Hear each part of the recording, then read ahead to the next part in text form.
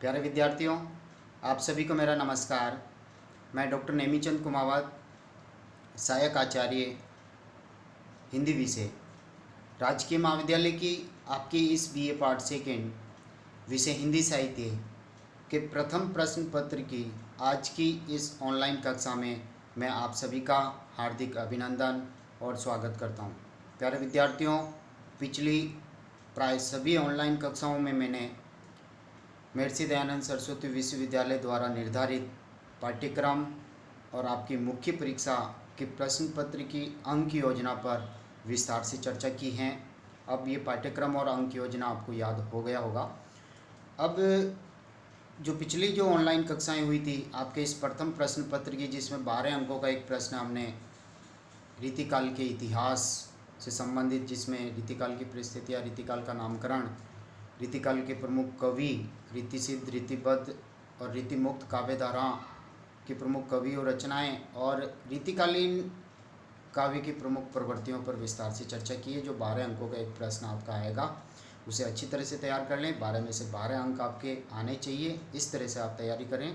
और एक 16 अंकों का जो आपका प्रश्न आएगा वो रीति संप्रदाय, रस संप्रदाय, अलंकार संप्रदाय, नायक नायिका भेद आदि से संबंधित होगा, जिसमें हमने काफ़ी विषयों पर चर्चा कर ली है पिछली ऑनलाइन कक्षाओं में, जैसे कि रीति का अर्थ, रीति के प्रमुख प्रकार, वैदर्भी, गौड़ी और पांचाली, इन पे भी हमने चर्चा कर ली है। साथ ही रस संप्रदाय, जिसमें रस के प्रमुख अवयव स्थायी भाव, विभाव, अनुभाव और संचारी भाव, ये बार बार मैं इसलिए बता रहा हूँ ताकि आपको ये याद हो जाए। और रस निष्पत्ति के ऊपर भी हमने एक बड़ा प्रश्न आपका तैयार कर लिया है। और अभी हाल ही की दो ऑनलाइन कक्षाओं में हमने नायक के प्रमुख प्रकारों पर विस्तार से चर्चा की है। और इस ऑनलाइन कक्षा के जस्ट पहले जो ऑनलाइन कक्षा हुई थी, जिसमें नायिका के प्रमुख भेदों यानी प्रकारों पर हमने प्रकाश डाला है। भारतीय काव्य शास्त्र में नायक नायिका के जो प्रमुख भेद किए गए हैं उनसे संबंधित आपके 16 अंकों का प्रश्न आएगा और ये वेरी इंपॉर्टेंट प्रश्न है आपका। इसके उत्तर को आप अच्छी तरह से तैयार करें। और जो हाल ही की जो ऑनलाइन कक्षा में हमने पढ़ा है, नायिकाओं के 7 प्रकारों पर हमने विस्तार से चर्चा कर ली है। उनके लक्षण और उदाहरण हमने आपके सामने रखे हैं। और आज हम अभिसारिका नायिका से आरंभ करेंगे। तो पीछे की ओर हम एक बार जाना चाहेंगे। आप ध्यान दें, अभिसारिका नायिका से हम आरंभ करने वाले हैं, लेकिन पीछे के नामों को एक बार आप देख लें। सबसे पहला प्रकार आपने पढ़ा स्वाधीन पति का नायिका। स्वाधीन पति का नायिका, देखिए ये इन प्रकारों पर आपने चर्चा कर ली है। स्वाधीन पति का जो स्वयं अपने यानी नायिका के अधीन उसका पति रहता है और उसका श्रृंगार भी वह स्वयं करता, उस स्वाधीन पति का नायिका के बारे में हमने चर्चा की। फिर वासक सज्जा नायिका, जो प्रिय के आगमन को सुनकर के ये नायिका अपने आप को वासक यानी वस्त्र आभूषणों से सुसज्जित करती है। विरोधकंठिता नायिका, यानी वीरे से उत्कंठित होती है ये नायिका। एक तरह से हम ये कह सकते हैं कि प्रिय का संकेत स्थल पर न आने पर यह नायिका वीरे से व्याकुल हो जाती है।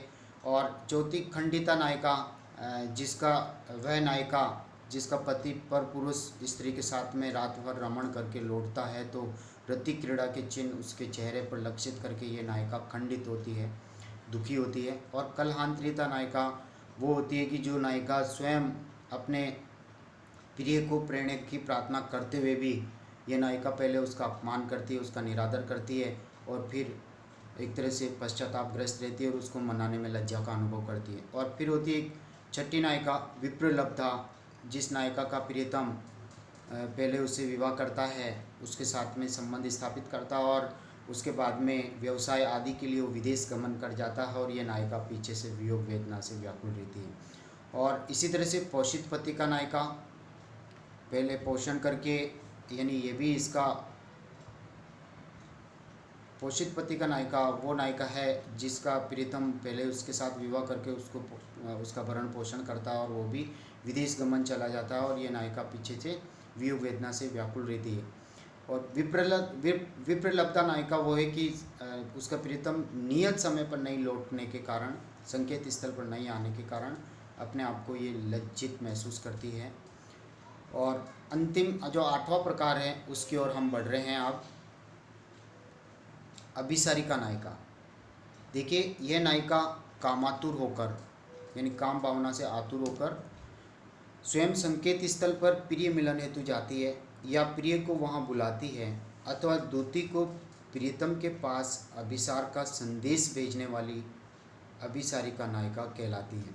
अभिसार यानी मिलन के समय के भेद के अनुसार नायिकाएं अभिसारिकाएं 3 प्रकार की होती हैं। देखिए तीनों आपके समक्ष हैं यहाँ पर। कृष्णा अभिसारिका, कृष्णा अभिसारिका नायिका जिसको तमिश्रा अभिसारिका कहते हैं। तमिश्रा यानी अंधेरा, यानी कृष्ण पक्ष के घने अंधेरे में जो नायिका कृष्ण पक्ष के घने अंधेरे में अभिसार करती है, यानी अपने प्रियतम से मिलती है। दूसरी है शुक्ला अभिसारिका। शुक्ल यानी महीने के जो 2 पक्ष होते हैं, कृष्ण पक्ष और शुक्ल पक्ष, और कृष्ण पक्ष को बदी कहते हैं, शुक्ल पक्ष को शुद्धि कहते हैं। यानी अमावस्या से लेकर के अमावस्या के बाद प्रथमा तिथि से लेकर के पूर्णिमा तक का जो समय होता है वो शुक्ल पक्ष या शुद्धि कहलाता है। और पूर्णिमा के बाद प्रथमी तिथि से लेकर के अमावस्या तक का जो समय होता है वो कृष्ण पक्ष समय कहलाता है। यानी काली रातों का पखवाड़ा कृष्ण पक्ष, उजली रातों का पखवाड़ा शुक्ल पक्ष। तो यहाँ शुक्ला अभिसारिका नायिका का तात्पर्य ज्योत्सना अभिसारिका भी कहते हैं इसको। चंद्रमा की चांदनी रातों में ये प्रियतम से मिलन करती है। जो नायिका शुक्ल पक्ष की चांदनी रात में प्रियतम से मिलन हेतु जाती है।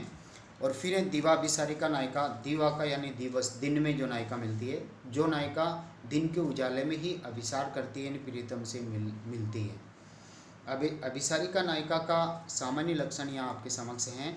जात मिलन अभिसारिका, ध्यान दें, जात मिलन अभिसारिका सज्जी श्रृंगार शब्द है, यानी अपने पूरे शरीर को वो 16 श्रृंगार करते हुए सजाती है, सुसज्जित करती है और प्रियतम से मिलन हेतु वो जाती है। ये 8 प्रकार आचार्य भरत मुनि ने वर्णित किए हैं।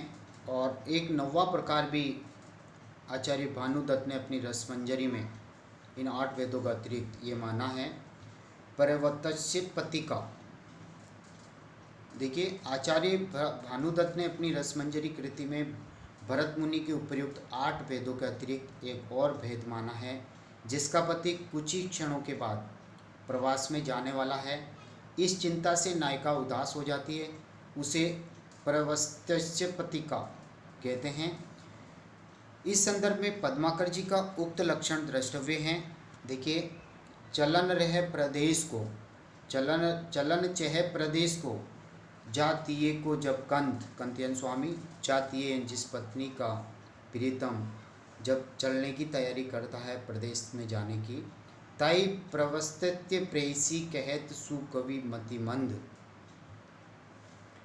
तो ये समझ में आ गया होगा आपके। और अगला जो है, ये तो 8 प्रकार तो जो है भरत मुनि जी ने और 9वां प्रकार भानुदत्त की रसमंजरी में वर्णित हैं। अब है प्रकृतिगत अन्य नायिकाएं। प्रकृतिदत्त अन्य नायिकाओं के वर्णन की ओर हम बढ़ते हैं।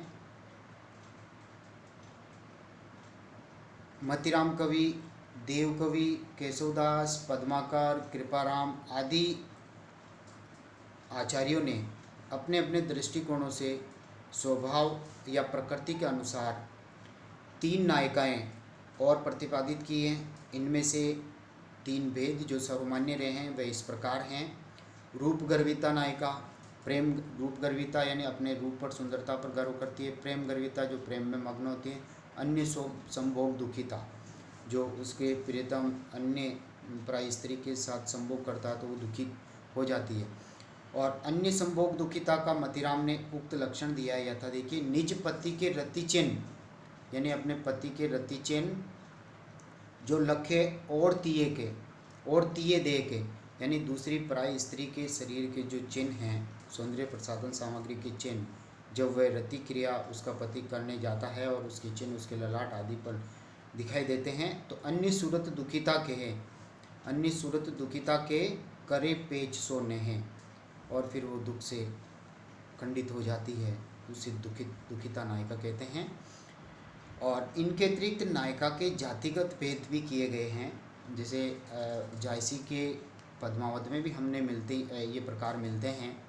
तो देखिए, जातिगत भेद हैं। भरत मुनि और भानुदत्त द्वारा प्रदर्शित उक्त नायिका भेदों के अलावा संस्कृत तथा हिंदी के कुछ आचार्यों ने नायिका के अन्य भेद भी स्वीकार किए हैं। आचार्य केशव ने अपनी रसिक प्रिय रचना में जाति के आधार पर 4 प्रकार की नायिकाओं के लक्षण और उदाहरण प्रस्तुत किए हैं। देखिए, चारों प्रकार की नायिकाएं 4 हैं। उनमें है पद्मिनी नायिका, चित्रिणी नायिका, संखिनी नायिका, हस्तिनी नायिका। इनमें पद्मिनी नायिका को सर्वश्रेष्ठ स्थान दिया गया है, चित्रिणी को मध्य, संखिनी को तृतीय स्थान और हस्तिनी नायिका को अधम श्रेणी की माना गया है। प्यारे विद्यार्थियों, नायिका के धर्मानुसार भेद। नायिका का सामाजिक दृष्टि से पुरुष के साथ संबंध के आधार पर हिंदी के रीतिकालीन आचार्यों ने सर्वप्रचलित 3 भेदों का उल्लेख किया है। इन भेदों का सर्वप्रथम उल्लेख अग्नि पुराण में मिलता है। उक्त नायिका भेद निम्नानुसार हैं। देखिए, धर्मानुसार जो भेद किए गए हैं उनमें है स्वेकीय नायिका, परकीय नायिका और सामान्य नायिका।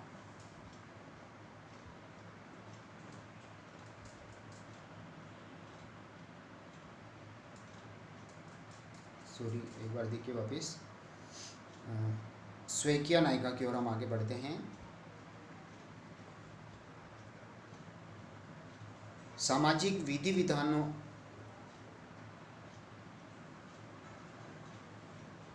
ये ने की जगह से कर लीजिए आप। सामाजिक विधि विधानों से विवाहित नायिका जो धर्म पत्नी के रूप में अपने ही पति में अनुरक्त रहती है, उसी से प्रेम करती है, उसे स्वेकीय नायिका कहते हैं। अभी थोड़ी देर पहले भी हमने इसके ऊपर चर्चा की थी। ये चरित्रवती पत्नी और पतिव्रता नारी होती है। इसके नामकरण से ही इसके लक्षण स्पष्ट हो जाते हैं।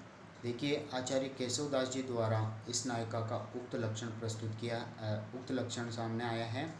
संपत्ति विपत्ति जो मरणव, यानी संपत्ति में विपत्ति में यानी सुख और दुख अपने पति के साथ ही मरणव यानी मरण को प्राप्त होती है, यानी उसी के साथ वो मोक्ष प्राप्त करती है। सदा एक अनुहारी और सदा से वो एक ही प्रियतम से, एक ही पति से अनन्य प्रेम करती है।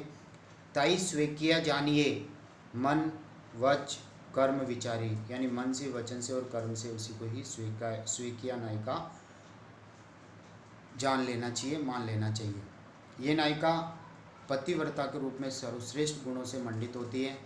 आचार्यों ने इसमें उत्तम नायक के समान ही 8 गुणों का निवास बताया है, इसलिए इसे अष्टांगवती नायिका भी कहते हैं।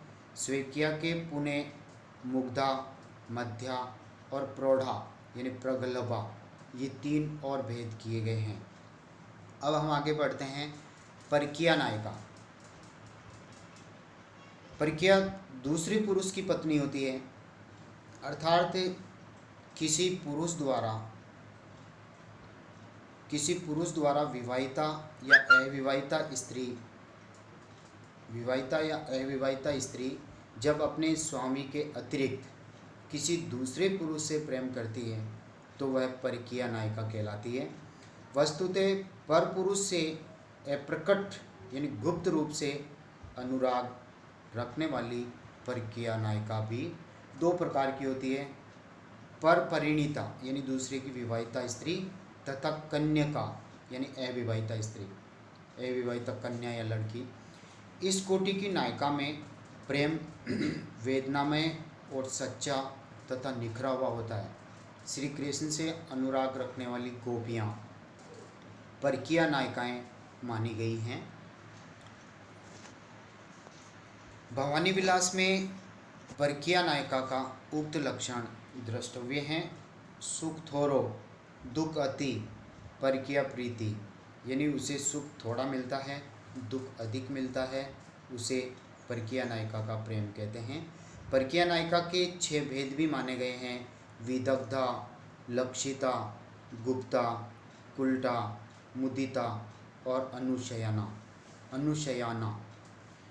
अब हम बढ़ते हैं तीसरे प्रकार की ओर और वो है सामान्य नायिका। सामान्य नायिका गणिका या वेश्या को कहते हैं, जो सदैव ही पैसे से प्यार करती है।